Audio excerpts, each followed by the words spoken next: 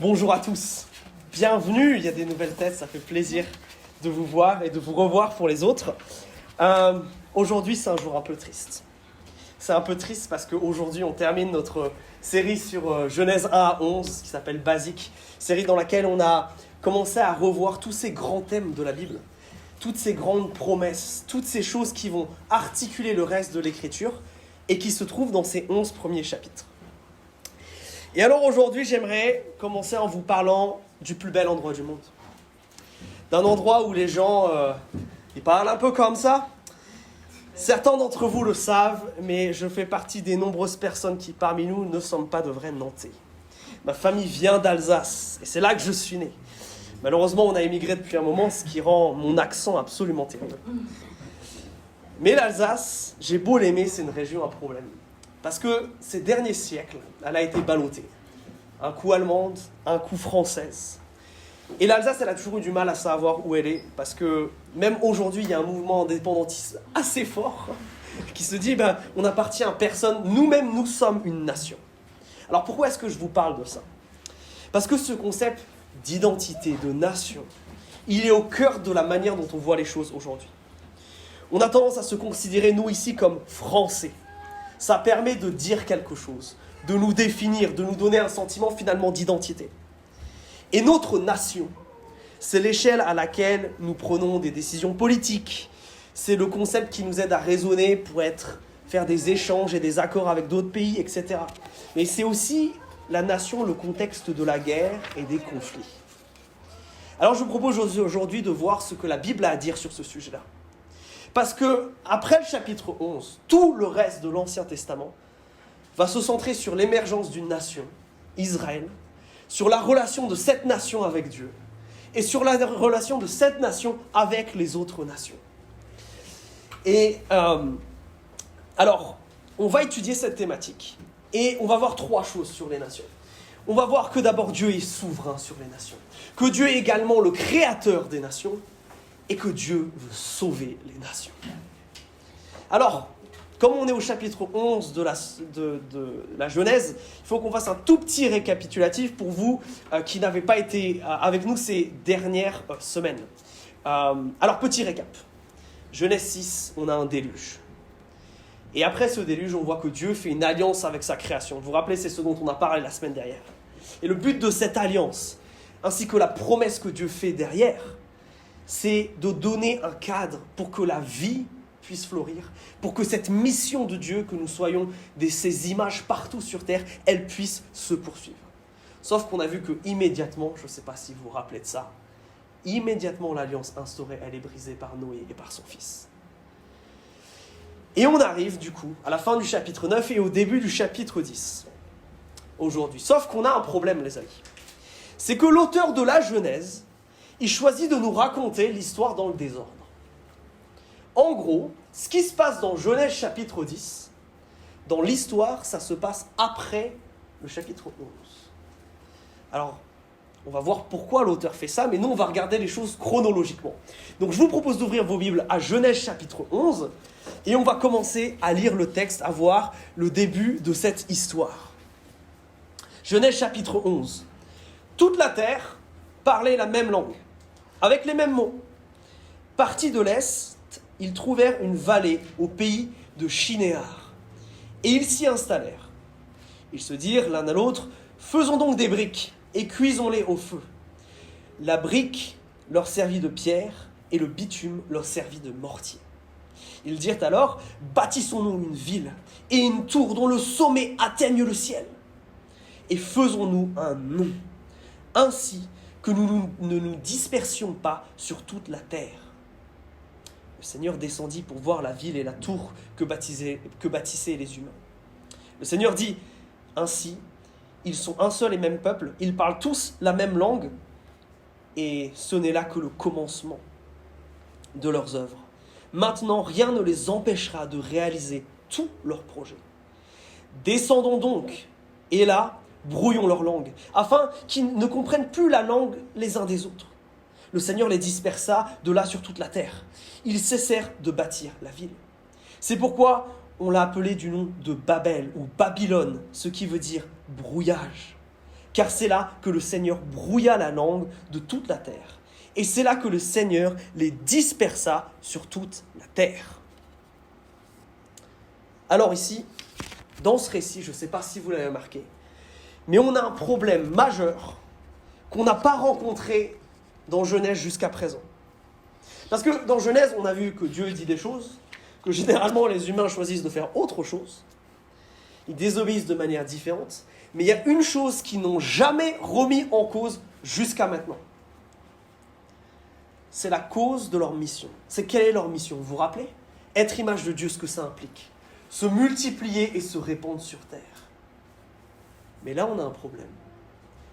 Parce qu'en décidant de ne pas se répartir sur terre, en décidant de se concentrer dans une même vallée, de bâtir une ville à cet endroit-là et de tous s'y regrouper, ils décident de désobéir au but même de l'existence humaine. En clair, ils disent à Dieu, ça suffit. Maintenant, c'est moi qui décide qui je veux être. Ce que je veux faire, pas toi. En fait, ici, on a un premier problème parce que l'humanité cherche à redéfinir ce pourquoi elle est sur cette terre. Et ça, c'est un problème. Parce que rappelez-vous, cet exemple, j'utilise tout le temps. La chaise sur laquelle vous êtes assis, elle a été créée pour que vous soyez assis dessus. Ces luminaires, ils ont été créés pour faire de la lumière. Imaginez maintenant si cette ampoule disait « je veux faire du son ». Ça n'a pas de sens. Elle n'a pas été créée pour cela. De la même manière, l'humanité a été créée pour refléter la gloire de Dieu partout sur terre. Et donc, si elle choisit de désobéir à ça, elle choisit de désobéir à ce pourquoi elle a été créée. Elle choisit de désobéir à la mission que Dieu lui a confiée. Elle veut redéfinir son identité par elle-même. Et tout le texte nous donne des indices sur le fait que ce n'est pas une bonne idée. Premièrement, ils vont à l'est. Et si vous êtes avec nous depuis quelques semaines, vous devez vous rappeler d'une chose. C'est qu'à chaque fois qu'il y a une bêtise, ça se passe vers l'est. Adam et Ève, quand ils sont chassés du jardin d'Éden, où est-ce qu'ils vont?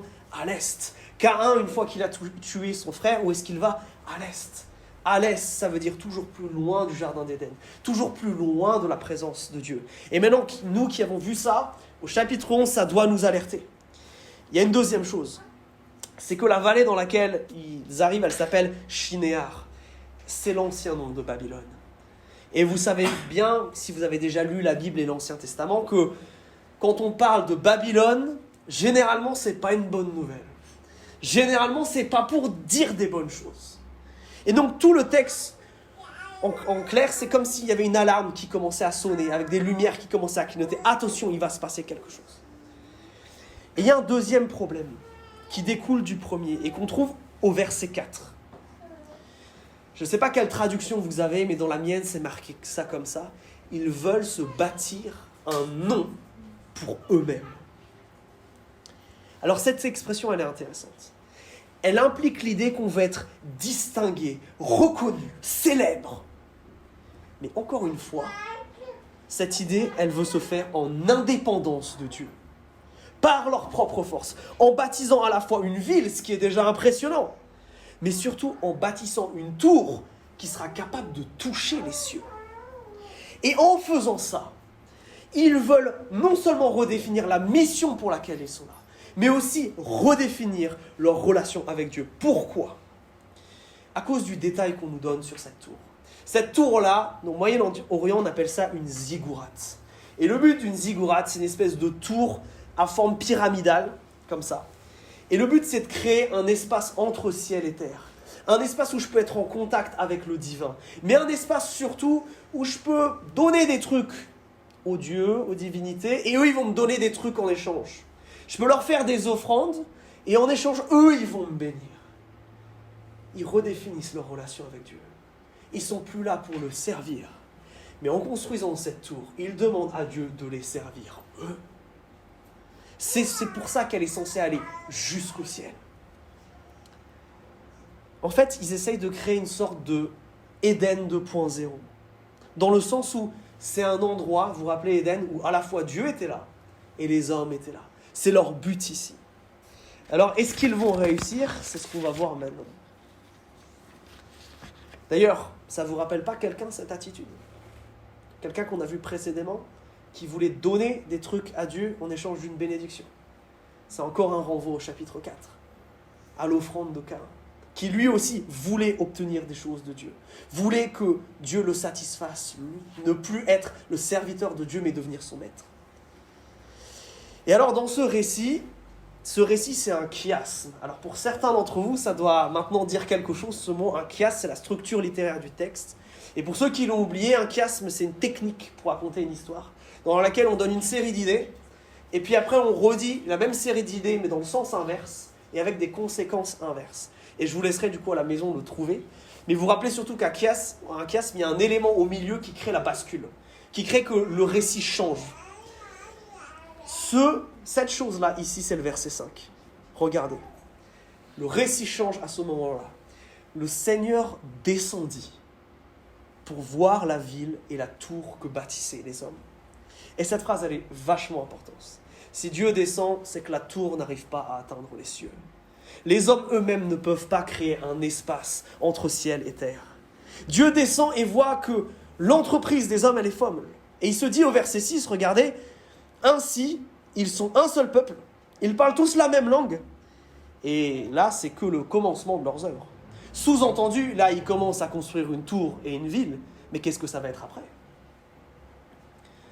Et Dieu dit, maintenant, rien ne les empêchera de réaliser tous leurs projets.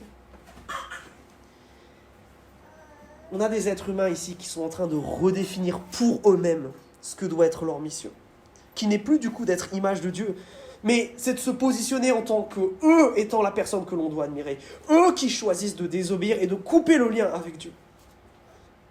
Et parce qu'ils sont humains, parce que nous sommes des créatures si merveilleuses, on a le pouvoir, et Dieu se sent presque menacé ici, de techniquement réaliser ces projets-là, de continuer dans la désobéissance. Mais on est à un moment de l'histoire où Dieu va décider de dire stop. Il dit stop. Il décide de complètement limiter ici les êtres humains, en créant une confusion, en brouillant la langue qu'ils parlent tous. Dieu le fait parce qu'au verset 6, il nous dit, si les hommes continuent comme ça, mon plan qui est de transformer la terre en Éden, que l'humanité se disperse et soit mon image partout, il est clairement menacé. Si je n'interviens pas, potentiellement, il pourrait réussir. Et là, on a un exemple clair de quelque chose qui va beaucoup se passer dans la Bible. D'un exemple où la souveraineté de Dieu prend le pas sur la capacité de liberté et cette capacité à faire des choix qu'il nous a donnés. Dieu a un plan, transformer la terre en Éden et vaincre le mal. Et ce plan s'accomplira. Parce qu'il est souverain. Parce que nul ne peut rien faire contre lui. Parce qu'il est le Créateur. Parce qu'il est le seul vrai Dieu. Mais comme on l'a déjà dit tant de fois, Dieu, c'est pas un dictateur. Dieu, c'est un Dieu de relation. Ce qu'il veut, c'est nous faire participer à son œuvre. On l'a vu bien plus d'une fois. Il veut qu'on vienne volontairement et qu'on participe à ça. Mais parfois, lorsque nous ne voulons pas, et une fois que sa patience est épuisée, Dieu agit.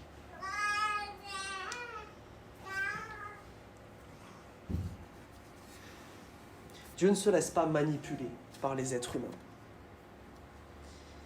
Alors qu'est-ce que cette histoire, elle nous apprend ?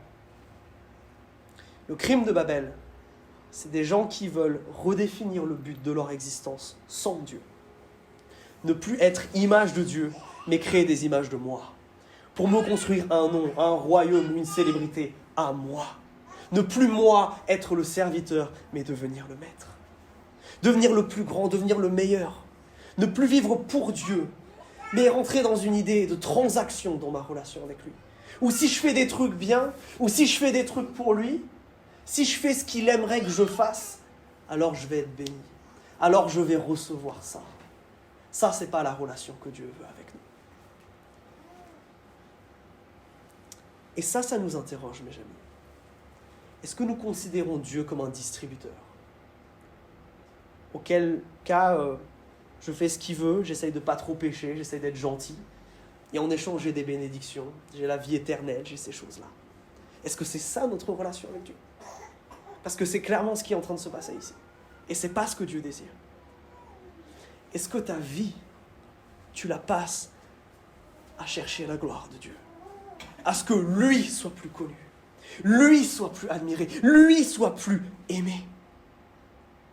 Ou est-ce que tes efforts sont concentrés sur toi, ta personne, ta famille, ton business ? Est-ce que ton temps, tes talents et tes trésors, vous vous rappelez les 3 T, sont orientés vers Dieu ou orientés vers toi? Et ça, c'est vrai à plusieurs échelles. Est-ce que même la réputation du royaume de Dieu, c'est une priorité dans notre vie? Au-delà de la réputation de l'équipe de France de football et de ce qui se passe dans notre nation. Est-ce que c'est ça qui nous préoccupe? Le royaume de Dieu avant tout. Mais je veux surtout prendre le temps de parler de l'Église. Parce que le plus grand danger qui nous menace en tant qu'implantation, c'est de vivre pour notre Église et de ne plus vivre pour Dieu. De se mettre dans une idée de on va bâtir une Église pour nous-mêmes et plus pour Jésus-Christ. Malheureusement, c'est ce qui est arrivé à une de nos églises, une de nos grandes sœurs aux États-Unis. Et ça a été catastrophique. Parce qu'au moment où ils ont oublié ça, Dieu ne tolère pas qu'on lui vole sa gloire. Et à un moment, il intervient. Et ça a été un scandale terrible dans les médias. On a vu que certains pasteurs avaient volé de l'argent. Où il s'est passé des choses terribles. Mais tout a changé. Le jour où dans cette église, pendant une nuit entière, des hommes et des femmes se sont mis à genoux pour demander pardon à Dieu. Pour leur dire, on a péché. On a voulu te voler ta gloire. On a voulu la donner à notre église et plus à toi seul. Et là, je veux m'adresser à ceux d'entre nous qui ont officiellement rejoint ce projet. Mes amis, est-ce qu'on a besoin de se repentir? Est-ce que ce qui nous motive profondément pour être ici aujourd'hui, c'est la renommée de Christ dans notre vie? C'est que des hommes et des femmes soient transformés par l'amour de Jésus-Christ? Ou est-ce que c'est de bâtir une église cool? Ce texte nous invite profondément à examiner nos motivations. Pour qui ou pourquoi faisons-nous ce que nous faisons? Avons-nous oublié ce que nous définissons comme notre but? Glorifier Dieu. Est-ce la renommée de Jésus-Christ que nous voulons multiplier partout dans cette ville? Alors Dieu est souverain. Dieu est souverain sur toute l'humanité. Et ça, c'est ce qu'on vient de voir. Et la résultante de ça, c'est que l'humanité va se retrouver dispersée sur toute la terre. Aux 4 coins de la Méditerranée. Et justement, après cet épisode, on a ce qui se passe au chapitre 10. Il est long et c'est une généalogie, donc je ne vais pas rentrer dans tous les détails, mais vous pouvez le regarder. C'est une liste de noms. C'est tous les fils de Noé. Et de ces fils de Noé vont naître des gens qui vont donner des peuples. Et si on regarde une petite carte, ça ressemble à ça. Les principales nations de la Méditerranée vont être créées comme ça. Vous avez les descendants de Japheth en orange, les descendants de Cham et de Canaan, du coup, en violet, et les descendants de Sem, dont viendront les Hébreux, en vert. Ce qui se passe après Babel, c'est donc que les nations se dispersent enfin. Dieu a réussi ce qu'il avait envie de faire. Alors je vous l'ai dit, normalement ce chapitre 10, il devrait arriver après le chapitre 11. Donc pourquoi l'auteur fait ça? Premièrement, et je ne vais pas sans détailler vraiment, mais il fait un parallèle dans la manière dont il nous présente ce récit avec les autres pour qu'il y ait une forme de rythme entre généalogie et narratif. Mais je crois qu'il y a une importance théologique à ce choix. Si on avait les choses dans l'ordre chapitre 11, chapitre 10, alors on se dirait la création des nations, c'est pas une bonne chose. C'est issu d'un jugement de Dieu. Il y a quelque chose de pas beau et de pas bon à ça. Mais en nous mettant le chapitre 10 d'abord, l'auteur qui s'adresse à des Juifs qui, quand ils lisent ça, ils sont encore en quête d'identité. Rappelez-vous, c'est Moïse qui a écrit la Genèse. Il leur rappelle que la diversité de l'espèce humaine, c'est pas premièrement un jugement de Dieu, mais c'est quelque chose de bon comme tout ce qu'il fait. C'est quelque chose qu'il a voulu. Implicitement, ça communique aux Israélites qui lisent ce texte. Certes, vous avez de la chance d'être la nation qui a pour Dieu Yahweh, mais ça ne veut pas dire que vous êtes spécial. Ce qui vous rend spécial, ce n'est pas le fait d'être Israélite, non. Vous venez tous de ça. Ce qui vous rend spécial, c'est la relation que vous avez avec moi. D'ailleurs, dans cette généalogie, vous pouvez chercher, on nous parle de plusieurs peuples, mais Israël n'apparaît pas. On voit un descendant d'Israël qui est Héber, on voit là, qui donnera plus tard le mot hébreu, entre autres. Mais Israël n'est pas là, et pour cette raison-là. Dieu avait un plan, il voulait créer ces nations. Il voulait que l'humanité se disperse sur terre. Et ça, c'est l'apôtre Paul qui nous le valide. Regardez, dans Acte 17, il parle aux Grecs et il dit ceci. D'un seul être, là c'est soit Adam, soit Noé, il a fait toutes les nations des humains pour que ceux-ci habitent sur toute la surface de la terre, dans les temps fixés et les limites qu'il a institués, afin qu'ils cherchent Dieu, si tant est qu'on puisse le trouver en tâtonnant. Dieu a voulu des nations. Dieu a voulu des êtres humains qui ne se ressemblent pas, qui n'habitent pas dans les mêmes endroits, qui ont des cultures différentes. Et ça, c'est important pour nous de le comprendre. Dans un temps où justement les frontières ont explosé, où des gens de partout se retrouvent au même endroit. Je parlais avec certains d'entre vous il y a quelques jours et on faisait le constat que parmi nous, il n'y a pas beaucoup de 100% pur beurre salé nantais. Si Dieu a créé cette diversité dans les nations, et si cette diversité est bonne, parce que Dieu crée des choses bonnes, alors cette diversité, elle doit se retrouver dans nos églises. Et ça, c'est un véritable enjeu, on ne va pas se mentir, pour nos églises de France aujourd'hui. D'être des lieux où tout le monde, qu'importe ses origines, puisse se sentir à la maison. Pourquoi ? Parce que ce qui nous rassemble, ce n'est pas une ethnie et une culture. C'est le fait que nous faisions partie du royaume de Dieu. Et ça, mes amis, ça nous interroge. Ça nous appelle à être vigilants. D'autant plus que ces questions, elles obsèdent notre pays actuellement. L'Église doit être un lieu où la diversité puisse exister. Et c'est un challenge pour nous concrètement en tant que communauté. Mais je veux attirer votre attention sur quelque chose. C'est que bien plus importante que notre culture française, ce qui doit nous préoccuper, c'est la culture du royaume. Bien plus importante que notre identité de Français, ou de quelque autre identité que vous pourriez vous revendiquer. C'est l'identité d'être enfant de Dieu, du royaume qui doit primer sur absolument tout. D'autant plus que nos cultures, quelles qu'elles soient, sont marquées profondément par le péché. Et je voudrais vous montrer deux choses. Deux conséquences pratiques, en fait, du fait que Dieu ait créé ces nations et qu'elles soient bonnes, sur comment nous devons vivre ça en Église.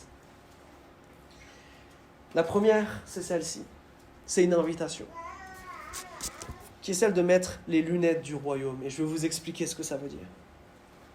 Nos considérations ethniques, culturelles ne doivent jamais prendre le pas sur la manière dont nous vivons pour le royaume. Et il y a un exemple célèbre de ça dans la Bible. C'est l'histoire du bon samaritain. Je suis sûr que vous l'avez déjà tous entendu.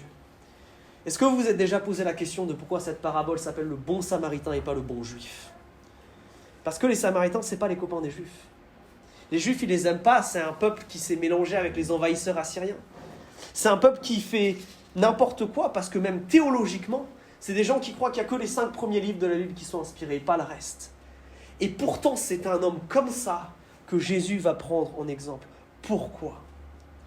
Parce qu'il veut montrer au peuple de Dieu, et ça s'applique donc à nous aujourd'hui, que ce qui importe, ce n'est pas d'où tu viens, mais ce que tu fais. Ta dévotion à Christ, elle ne se mesure pas à la hauteur à laquelle tu lèves tes mains. Ou si tu te mets à genoux pour prier, elle ne se mesure pas à l'âge des chants que tu chantes, mais à la manière dont tu vis. Mes amis, mettre les lunettes du royaume, c'est se rappeler que c'est notre loyauté à Jésus-Christ qui prime sur tout le reste. C'est ça qui a de l'importance. Pour l'Église de Jésus-Christ, on ne filtre la réalité. Quand on filtre la réalité au travers de ces lunettes, on ne voit que 2 catégories de personnes. Celles qui sont loyales à Christ et celles qui sont appelées à le devenir. C'est ça le filtre que nous devons avoir sur le monde. Celui qui vit une vie chrétienne correcte, ce n'est pas celui qui vit comme moi, mais c'est celui qui obéit à ce que Dieu dit. Celui qui vit une vie chrétienne correcte, ce n'est pas celui qui vit comme moi, mais comme le bon samaritain.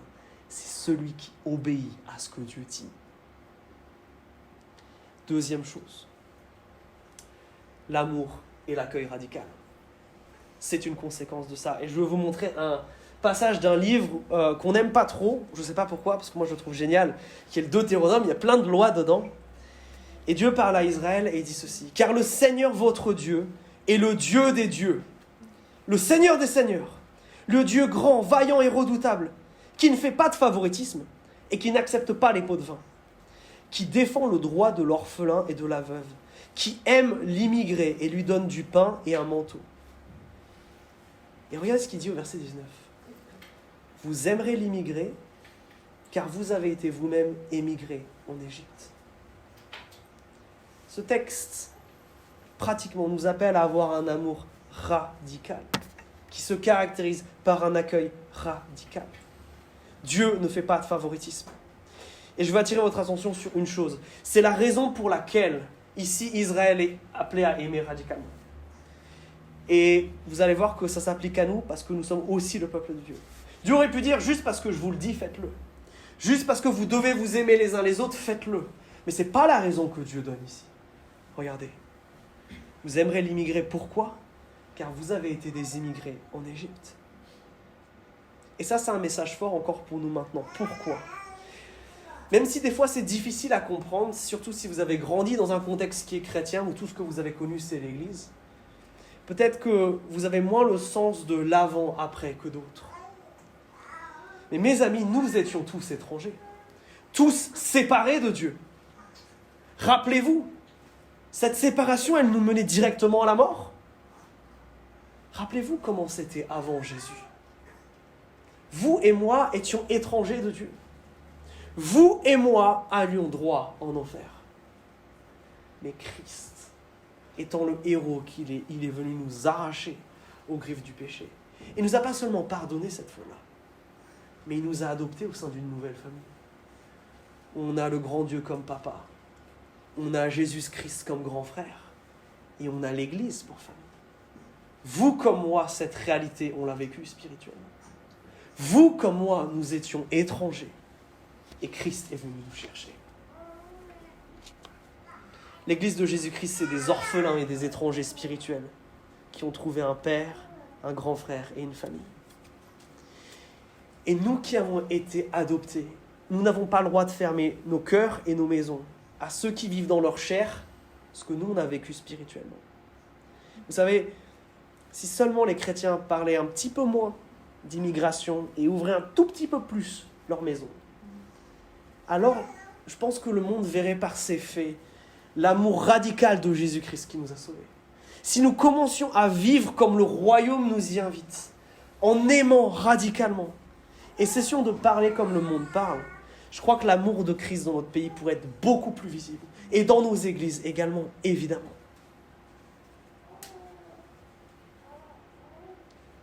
Alors on a un problème majeur ici. Et ça va nous amener à notre troisième partie. Parce que le fait que Dieu disperse les nations, il y a un problème qui arrive et je vous laisserai le lire chez vous au chapitre 12. Dieu va comme divorcer de l'humanité. Il ne va plus être le Dieu de l'humanité à proprement parler, il va devenir le Dieu d'un peuple, d'Israël. Il va divorcer du reste d'entre nous, entre autres. Et ça, cette histoire du divorce, elle est terrible pour nous. Parce que si Dieu n'est plus le Dieu de toute l'humanité à cet instant-là de l'histoire, s'il concentre sa révélation dans un peuple, dans un pays, qu'est-ce que ça veut dire pour les autres ? C'est terrible. En fait, c'est ce que Paul disait dans le verset qu'on a lu tout à l'heure. On tâtonne. Afin qu'il cherche Dieu, si tant est qu'on puisse le trouver à tâtons. Cet épisode de Babel, il est terrible pour ça. Parce que Dieu ne se révèle plus qu'en Israël. L'accès de Dieu est restreint. Comment tu fais si tu habites de l'autre côté de la Méditerranée ? Comment tu fais ? Et vous commencez à connaître la structure de Genèse, qui dit grand problème, dit grande grâce de Dieu qui arrive. Et c'est pour ça que Dieu crée Israël. Parce que derrière, il va dire, regardez ce qui va se passer. Vous ne vouliez pas de moi, vous ne vouliez plus de cette relation, plus de cette mission. Regardez un peuple où on va interagir. Et quand vous allez me voir, moi, les bénir, quand vous allez les voir, eux, obéir, et ce qui va se passer, ça va vous donner envie de revenir à moi. Toute l'histoire d'Israël, et c'est ce que vous voyez chapitre 12, verset 3, l'objectif même dans la création, dans les premières paroles que Dieu dit à Abraham, c'est qu'au travers de ce qu'il va faire avec Israël, ça sera une bénédiction pour tous les clans, pour toutes les nations. Et là arrive Jésus. Et Jésus, ça va être l'anti-Babel. Parce que Jésus, quand il va arriver, son ministère, il ne va pas pouvoir se concentrer qu'en Galilée, qu'en Israël. Rapidement, ça va traverser la mer, ça va parler à des Samaritains, ça va parler à des Grecs, ça va parler à des Syrophéniciens. Et on va voir Dieu qui va agir, on va voir des généraux romains à la vie transformée. Et puis cette ébullition, Dieu qui va sauver les nations, qui va maintenant toutes les chercher, elle continue. Et on arrive au livre des Actes, le Saint-Esprit descend, et là, on ne peut plus rien contenir. Des apôtres se rassemblent sur une place de marché et chacun entend l'évangile dans sa propre langue, alors que jusqu'à présent, les langues séparaient les hommes. Dieu fait ce cadeau merveilleux à l'humanité du don du parler en langue, qui est l'anti-Babel. Que des hommes et des femmes qui n'avaient plus accès à la présence de Dieu, qui n'avaient plus accès à la connaissance de Dieu, maintenant, grâce à l'action du Saint-Esprit, peuvent entendre l'évangile dans leur propre langue. Dieu opère un changement massif. Et regardez le livre des Actes, à quelle vitesse l'évangile se propage dans tout le monde connu. La totalité des nations qu'on voit là, sur la carte que je vous ai montrée, à part la toute dernière qui est Tarshish en Espagne, elles sont toutes atteintes dans le livre des Actes. Dieu, mes amis, a recommencé une conquête des nations. Et si Dieu n'était pas venu les sauver, vous et moi ne serions pas là. Et on va répondre à ça, mes amis, parce que je veux vous faire réaliser quelque chose ici. Si vous et moi, si vous comme moi d'ailleurs, vous n'avez pas d'origine juive, vous êtes au bénéfice de ça. On était perdus. Vous et moi, on était trop loin géographiquement, en France là, d'Israël pour qu'il se passe quelque chose. Si Jésus n'était pas venu, si Jésus n'était pas descendu, alors vous et moi, on était foutus. Mais comme Siméon, quand il tient le bébé Jésus dans ses bras, il a cette exclamation, il dit « Voici la lumière pour les nations ». Mes amis, si nous sommes là ce soir, c'est parce que Dieu aime notre nation. C'est parce que Dieu a décidé que la France, comme tous les autres pays, il n'allait pas l'abandonner. Et on sait qu'on est dans un contexte qui n'est pas facile en France. C'est pas facile des fois d'être chrétien au XXIe siècle. Mais est-ce que c'est ça qu'on va laisser définir notre réalité aujourd'hui? Ou est-ce que c'est le fait que Christ a donné sa vie pour que des Français et des Françaises et tous ceux qui viendront dans cette terre puissent avoir accès à l'évangile? Est-ce que c'est ça qui va transformer notre vie? Est-ce que c'est ça qui va guider notre action? Le fait que Jésus-Christ a un amour radical pour chaque homme, pour chaque femme et pour chaque enfant de cette planète. Et ça, je suis désolé, je suis un peu ému, mais il va y avoir une scène magnifique qui arrive un jour, et l'apôtre Jean nous en parle dans Apocalypse. Il dit ceci, fermez les yeux pour l'imaginer. Après cela, je vis une grande foule que personne ne pouvait compter, de toute nation, de toute tribu, de tout peuple, de toute langue. Ils se tenaient devant le trône de Dieu et devant l'agneau, tous vêtus de robes blanches et des branches de palmier à la main. Ils criaient « Le salut est à notre Dieu, qui est assis sur le trône et à l'agneau. » Mes amis, ça un jour on va le vivre. Ça un jour on va le voir. Avec des hommes et des femmes dont nous ne connaissons pas la langue, nous allons être devant le trône de Dieu et l'adorer. Et je veux vous inviter à vous réjouir. À vous réjouir que Dieu est venu nous chercher, nous en France, ou si ça a été ailleurs pour vous. De vous réjouir parce que Dieu a pour plan de sauver le monde. Et que nous serons un jour devant le trône de Dieu, avec des milliers d'hommes et de femmes. Et nous louerons tous d'un seul cœur.